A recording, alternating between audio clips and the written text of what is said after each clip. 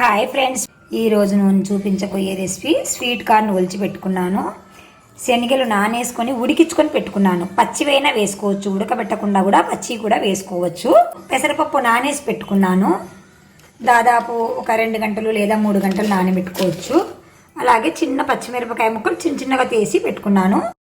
Mixie jar తీసుకొని mixie జార్లో sweet corn ఉప్పు వేసుకున్నాను. మిక్సీ జార్ తీసుకొని అలాగే పచ్చిమిర్చి ముక్కలు వేసుకుంటున్నాను. ఇందులోనే శనగలు లేకపోయినా శనగ బేడలేను నానబెట్టుకున్నట్టు వేసుకోవచ్చు. నా దగ్గర ప్రస్తుతానికి ఇవి ఉన్నాయి కాబట్టి ఉడికించినట్టు వేస్తున్నా నేను.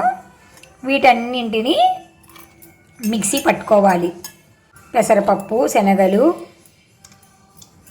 స్వీట్ కార్న్, పచ్చిమిర్చి, సాల్ట్ మెత్తగా మిక్సీ పట్టుకోవాలి. కొంచెం కచ్చా పచ్చాగైనా పట్టుకోవచ్చు. నేనైతే కొంచెం మెత్తగానే పట్టుకున్నాను. స్టవ్ పైన దోసపెన్నం పెట్టాను. వేడెక్కింది. ఈ చిన్న మనము మిక్సీ పట్టుకున్న ఈ మిశ్రమాన్ని ఇలాగా స్టవ్ పైన చిన్న చిన్న కట్లెట్ల లాగా ఒత్తుకోవాలి.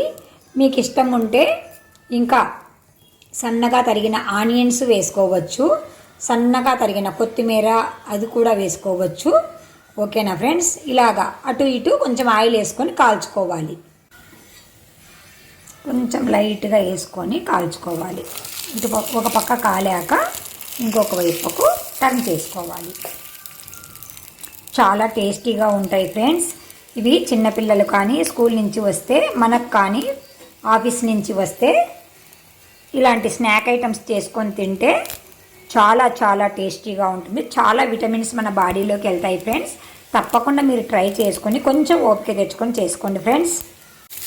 నాది పెన్నం పెద్దగా ఉంది కాబట్టి ఒక 3-4 అలా కూడా వేసుకుంటున్నాను నేను. మీరు చిన్న పెన్నము అలాగైతే కనుక ఒక్కొక్కటి కూడా వేసుకోవచ్చు. ఇలాగ 3-4 కూడా మనం కాల్చుకోవచ్చు ఫ్రెండ్స్. చాలా టేస్టీగా ఉంటాయి. చాలా చాలా ఈజీగా మనము ప్రిపేర్ చేసుకోవచ్చు ఫ్రెండ్స్. తప్పకుండా మీరు ట్రై చేస్తూ ఉండండి. ఇలాంటివి చిన్న చిన్న రెసిపీలే ఫ్రెండ్స్ నేను చెప్పేది. పెద్ద కష్టమైనవి ఏమీ నేను చెప్పను. మా ఛానల్లో చిన్న చిన్నగా సింపుల్గా ఉన్నవే వస్తాయి. కాబట్టి మీరు తప్పకుండా మా ఛానల్ను ఆదరిస్తూ ఉండండి ఫ్రెండ్స్. ఇలాగ ఒకవైపు కాలిన తర్వాత ఇంకొక వైపుకు తిప్పుకున్నాము అంటే వీటిని డీప్ ఫ్రై లాగా కూడా, వడల్లాగా కూడా వేసుకోవచ్చు.